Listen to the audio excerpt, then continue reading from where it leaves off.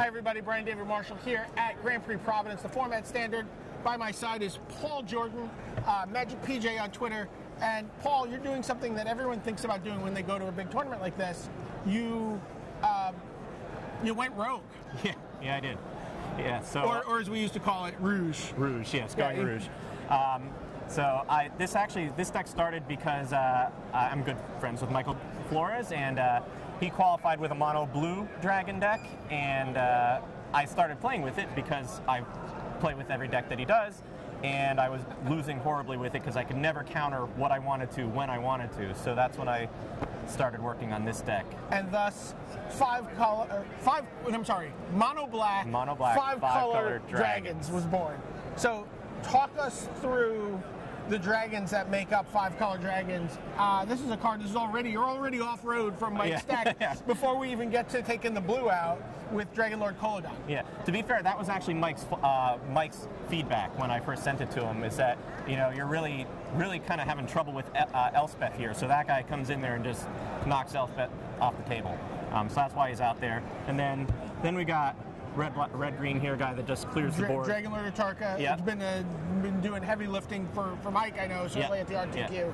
And Dramoka over here, we're up to 4 on him. He's the most important, or she. This dragon's the most important because of the life gain on there, and we'll get into it, but we do lose a lot of life. But I mean, also the ability to be able to sort of just deploy Dragon Lord Dramoka and then play other cards on that turn when your opponent's now shut out from being able to do anything. Yeah, it's like a really expensive Go check your cell phone. Yeah. Don't check your cell phone, by the way. That's actually an offense. But. Right. It's like a really expensive thought seize sometimes. And then Ojutai just to get some more cards out there, and it's a little cheaper too. So that is 5 colors of dragons. Talk a little bit about Haven of the Spirit Dragon and what that card's doing for you. That's basically a old school storage land in some regards. Yeah. So, well, the Crucible is the storage. I'm sorry. Yes. Yeah. And that really is, especially in like some of the longer drawn out ones where you just start putting a counter on it each turn, and soon enough, like you were just talking about with the Dramoka, you can drop him down there, clear the way, they can't do anything, and then sometimes you get to do that with this guy and just fly in there and just that's a pretty good game. So it's without that you wouldn't be able to do it. So in testing, how many storage counters are you able to get on a Crucible? Like what's typical? You get into like kind of like one of those long staring match games. I just had 7 last round. Okay. So I got up. And so 7, then you probably have 6 or 7 other lands. So you have like 12, 13 mana to work with. And nothing you do is going to get countered. Right, and you actually get to the point where late in the game you've got a lot of counter at the San there, and some things have died, so you sacrifice a Haven and get something back, and then you can still play it on the same turn because you got plenty of mana. Right. Okay, so that's the 5 color dragon part. Yes. Let's talk about the mono black part, because that's what's really interesting. Mike's version was mono blue 5 color dragons. Right. Where did you go different? Started talking to us about Crux of Fate. Sure. So Crux of Fate obviously is a sweeper, right? And it's a sweeper that doesn't impact my creatures, unless of course they have dragons, which gets a little sticky. But it's fantastic because sometimes you can get to a point where laying a dragon stabilizes it, then they throw out some other stuff, and then you're like just kind of laughing and giggling because you're going to clear their board and then attack. So that thing's fantastic. I kind of want to have a 4th in there, but I haven't gotten to that point. And then after that, we get into some of the one-offs. Well, Hero's Downfall, not a one-off. It's been a I meant staple. 1-for-1s. Yeah. Oh yeah. Okay. Hero's Downfall has been a staple since it comes out. Kills planeswalkers, also deals with Elspeth kind of nicely. Yeah. Happy with three copies of that card in the deck? Yes, yeah. Honestly, I might arguably could go down to 2 to get like a 2 casting cost removal spell in there, but 3 is good. Don't need a 4th. Okay. And then Bile Blight, which looks like Murderous Cut from here. Yeah. Because Mike got a little fancy on you with the promos. Yes, he did. Mike is big time.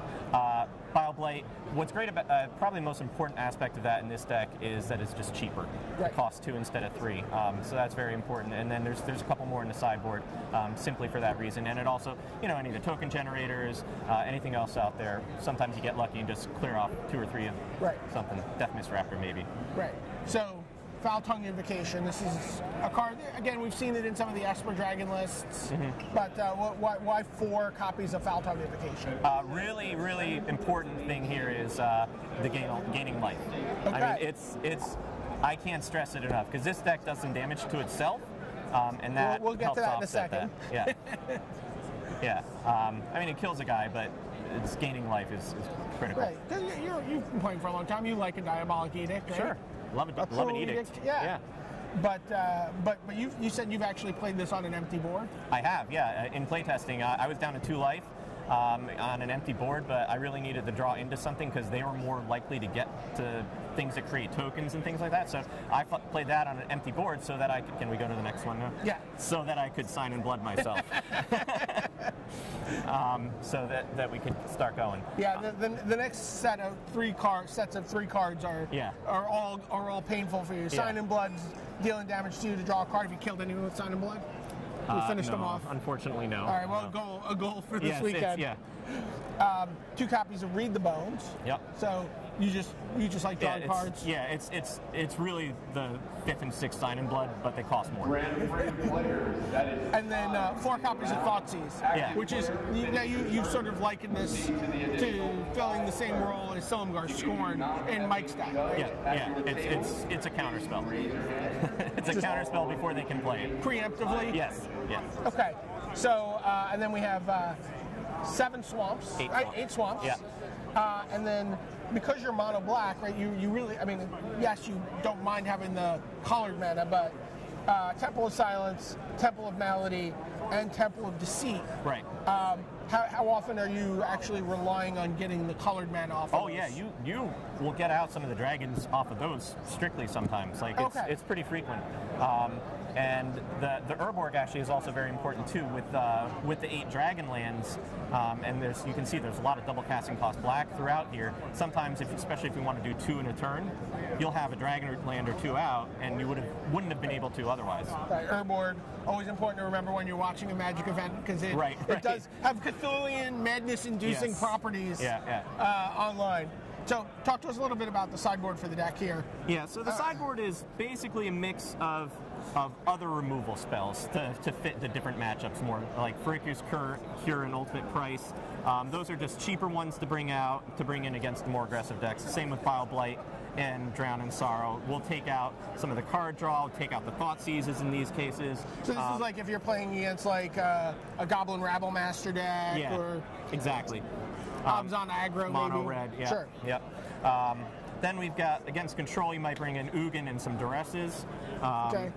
2 ugly mismatched Duresses. Yes, and 2 Ugins. 2 Ugins. And then those also come in against any of the Deathmist Raptors Megamorph decks. Sure. As well as Perilous Vault, which will kind of swap out against Crux of Fate because you get the Exile ability, which is great against their try to going recursive. You just say no, sir. Okay. So again, we mentioned this at the beginning. You're coming into a tournament. You're playing, a rogue deck. You're like, I have built my own deck. Right. This is what is in your testing. What's your best matchup in Standard right now, and what are you looking to avoid? Best matchup is probably like any of the blue or the green white blue, any of those matchup because it's just dorks. You can handle dorks. They do various things, which is good for them, but it's just dorks, and we've got plenty of removal. Everything else is kind of, I think Standard in general has a lot of 50-50, 45-55 matchups like that. So I like that this at least can encompass and stay somewhat competitive against those. And you just like drawing cards. I do. I love drawing cards. But okay. So for Paul Jordan, this is Brian David Marshall signing off from Grand Prix Providence.